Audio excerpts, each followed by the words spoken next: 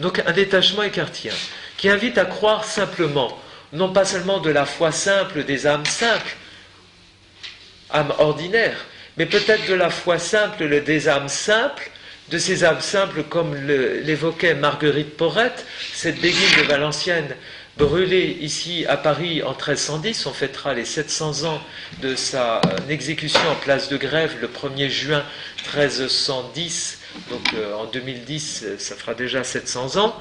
Marguerite Porrette, dont l'ouvrage maître était Le miroir des âmes simples et anéanties. Âme simple et anéantie, donc détachée. Hein. Vous le retrouvez là, cette terminologie qui n'est pas seulement de l'ordre moral, mais de l'ordre d'une théologie, d'une théodicée, d'une âme simple, effectivement, d'une âme qui se ressaisit, qui s'unifie de ses facultés inférieures et supérieures qui se ressaisissent et qui, de ce saut donc dans le Orgrund écartien, effectivement, découvre le mystère. Une âme simple, effectivement, croyait simplement dans le ressaisissement, le recueillement de la pensée. Là, d'emblée, Jean Toller paraphrase ce que vous connaissez déjà de Maître Eckhart, si vous ne connaissiez déjà ce propos de Jean Toller. Donc, face à l'incompréhensibilité de ce mystère de la foi, Jean Toller oppose donc l'homme réduit au silence d'une docte ignorance face aux grands clercs et prélats, ou pfaffen, habilités à écrire, parler ou disputer sur le sujet pour défendre la foi. Mais en réalité, vous l'avez entendu, le prédicateur stigmatise, non sans ironie, la science subtile de son temps, du Lesemeister, du maître des Écritures, et au bénéfice d'un hommage à l'attitude du maître de vie, qui est son grand maître, Maître Eckhart. Si l'on suit le texte, au sermon 29, on peut lire « Personne ne doit aller au-delà de ce qu'ont dit les docteurs, qui ont sondé la connaissance de ce mystère, l'ont atteint par leur vie, si bien que c'est du Saint-Esprit qu'ils l'ont reçu. » Et là, il met bien en avant la figure du Lebermeister, hein, non pas celui qui a sondé la connaissance du mystère par son raisonnement, mais qui l'a atteint par sa vie. Et là, c'est un hommage. Vous pourriez dire les chapitres, ça ne se retrouve pas. Ah, veuillez m'excuser. Veuillez m'excuser. Ben oui, on s'en retrouve. On est au 29. On est au 29. Alors, il y a des chapitres.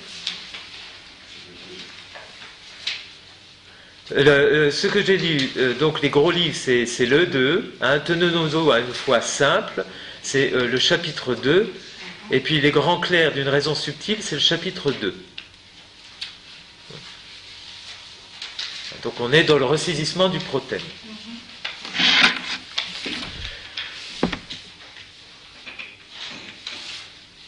Donc, d'une manière sous-jacente, sans nominalement le citer, il y a un hommage à Maître Eckhart. Et vous connaissez les démêlés de Maître Eckhart, donc avec l'archevêque de Cologne, puis le pape Jean XXII en Avignon en 1328. Il n'était pas toujours séant de citer Maître Eckhart. Soit dit en passant, dans les sermons de Jean Toller, le corpus des 83 sermons, Maître Eckhart est nominalement cité une fois. Et le reste du temps, c'est toujours d'une manière allusive, comme vous l'avez ici. Par ailleurs, ne jamais aller au-delà de ce qui est dit. Donc voilà. Je viens de dire ce que je dis. Et si vous voulez, par exemple, une autre citation de Jean Toller, un autre hommage de Jean Toller à Maître Eckhart, vous avez le sermon 53, 64 de l'édition Vetter, où il est dit « Un aimable maître nous a instruits, et vous ne l'avez pas compris. Il parlait du point de vue de l'éternité, et vous l'avez entendu du point de vue du temps. Si je vous en ai trop dit, ce n'est certes pas trop pour Dieu, Mais je vous prie néanmoins de me pardonner, je veux bien corriger mes paroles.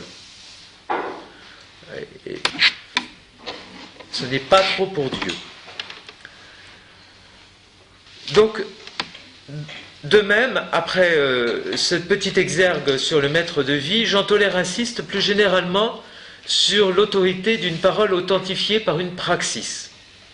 C'est d'ailleurs un thème récurrent dans l'œuvre du disciple de Maître Eckhart, l'auteur des conseils aux novices.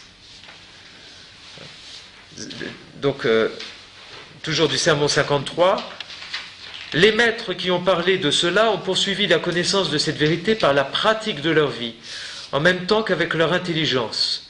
Ils l'ont vraiment expérimenté, ils l'ont reçu de grands saints et des docteurs de la Sainte Église qui ont traité ce sujet.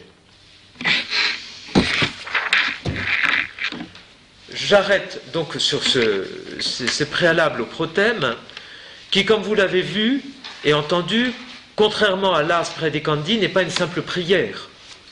Il recèle en lui-même certaines des principales propositions de la mystique rhénane, au point de déterminer la tonalité générale du sermon avec ses différentes harmoniques.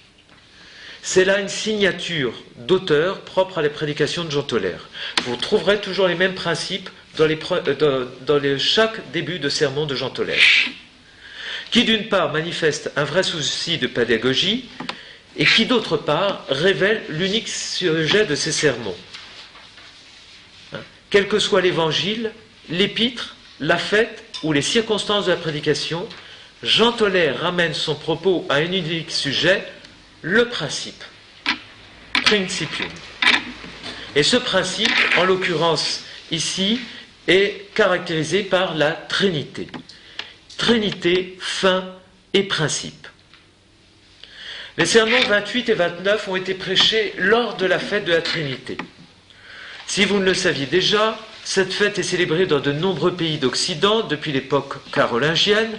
Elle est attestée par Alcuin, par Hubert Deutz, et en réalité, la fête est finalement étendue à l'Église universelle seulement en 1334 par le pape Jean XXII et fixe sa date au dimanche octave de la Pentecôte. C'est-à-dire, si vous reprenez le calendrier liturgique, et vous allez comprendre pourquoi je m'exprime ainsi, après le temps de l'Avent, le temps de Noël, le temps de Carême, puis au terme du temps pascal. Donc la fête de la Trinité vient après toutes ces fêtes, elle est au sommet. Ainsi, conformément à une pédagogie réglée par l'analogie, le prédicateur envisage d'emblée son propos théologique à l'aune d'une considération liturgique censée éclairer son auditeur. Ainsi, selon Jean Tollaire, tous les mystères du salut célébrés à l'occasion du calendrier liturgique sont tous ordonnés au mystère divin en soi. C'est donc dans la Trinité en laquelle ils trouvent leur fin et leur but.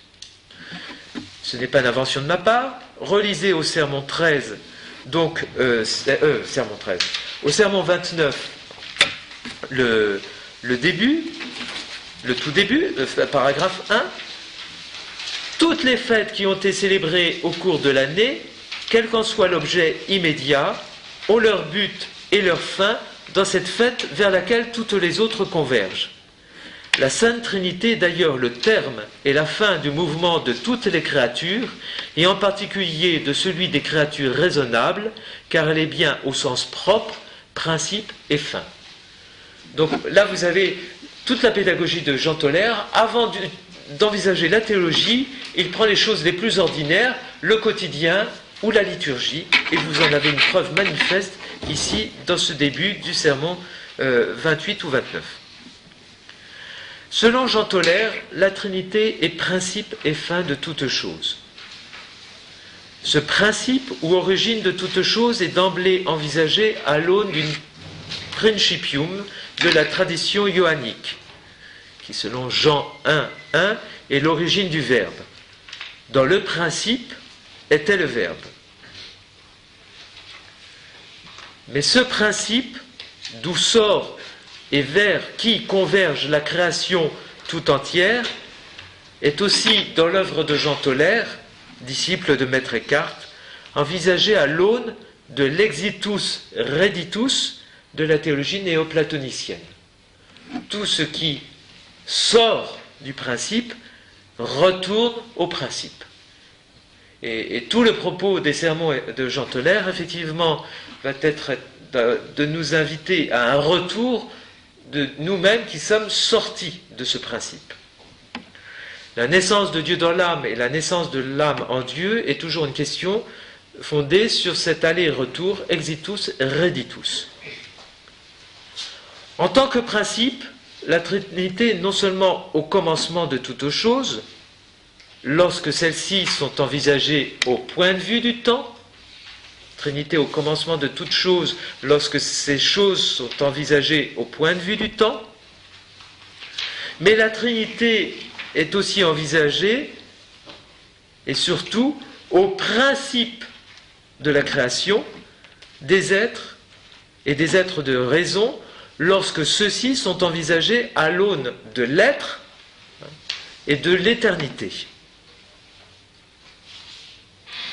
Donc, dans les sermons, et c'est ce que disait Jean Tollaire au sujet de Maître Eckhart, vous l'avez compris du point de vue du temps, alors qu'il vous parlait du point de vue de l'éternité.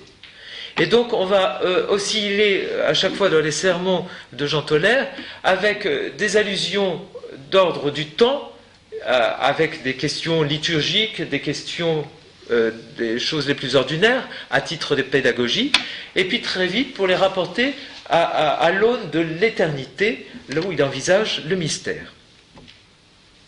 Et donc, pour la création, soit elle est envisagée en son commencement, dans le temps, soit dans son principe, au-delà du temps. Ainsi, au-delà du temps, la Trinité est non seulement la fin de toute chose, mais aussi le lieu, le topos, où toute chose s'achève en leur accomplissement. Conformément à la pensée de Maître Eckhart, pour Jean Tollaire, ce qui compte, ce n'est pas ce que sont les créatures, ni comment elles sont, douées ou non de raison, mais où elles sont. Vous le savez, selon les sermons allemands de Maître Eckhart, et en particulier le sermon j'arrive pas à dire, 44, toutes les créatures sont en Dieu et trouvent dans ce principe leur origine et leur fin. Toutes les créatures sont en Dieu, dans cette Trinité où elles trouvent comme principe une origine et une fin. Donc, selon les sermons 28 et 29, et par-delà l'analogie liturgique, il peut donc être affirmé que toutes les choses sont dans la Trinité.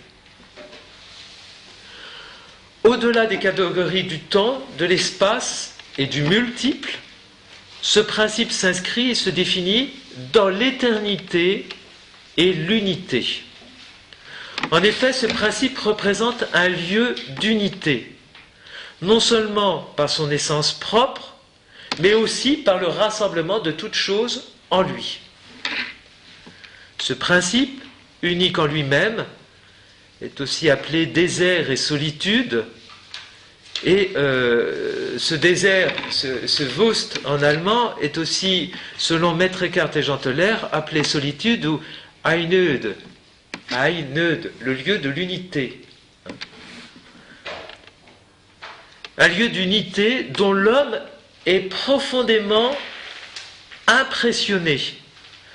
Impressionné non pas au sens d'une impression ou d'une intuition sensible et fugace, selon ce qu'on trouve dans le sermon 44 de Jean Tollaire, mais au sens d'une image profonde et inhérente à les créatures, selon le sermon 53.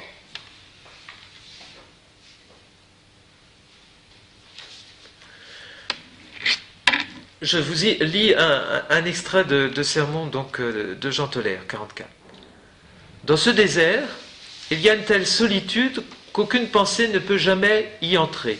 Non, non, de toutes les spéculations que l'homme a trouvées au sujet de la Sainte Trinité, et dont certains se sont si occupés, aucune ne peut entrer ici. Non, non, car ceci est si intérieur et si distant puisqu'il n'y a ni là, ni espace, ni temps. C'est simple et sans distinction, Et celui à qui il arrive d'entrer vraiment ici a l'impression d'y avoir été éternellement et de n'être qu'un avec lui, Dieu, bien que cette impression ne dure que de courts instants. Mais ces rapides coups d'œil se sentent et apparaissent comme une éternité. Et cela projette une clarté au dehors et nous est un témoignage que l'homme, avant d'être créé, était de toute éternité en Dieu. Lorsqu'il était en Dieu, l'homme était Dieu en Dieu. Extrait du sermon 44 de Jean Toller, qui me permet effectivement de vous situer cette distinction que j'avais faite préalablement de cette impression de l'homme, non pas seulement une impression fugace et fugitive, mais une impression qui est inhérente à sa nature. D'homme fait à l'image et à la ressemblance de Dieu. Il y a une impression, effectivement, à une sorte de caractère, d'image, selon une terminologie que l'on retrouve chez les pères, que ce soit Origène, Augustin et les autres, avant Maître Eckhart et Jean Toller. Mais il y a aussi ces moments d'intuition et d'impression fugace qui ne durent qu'un instant, et dans le texte c'est Einblick, un instant, et c'est plus qu'un instant, on pourrait dire aussi Augenblick, donc un coup d'œil, un clin d'œil. Dans la liturgie copte notamment, c'est une expression qu'on trouve au sujet donc de l'union de la nature divine et de la nature humaine. Elle n'a jamais été séparée en Christ.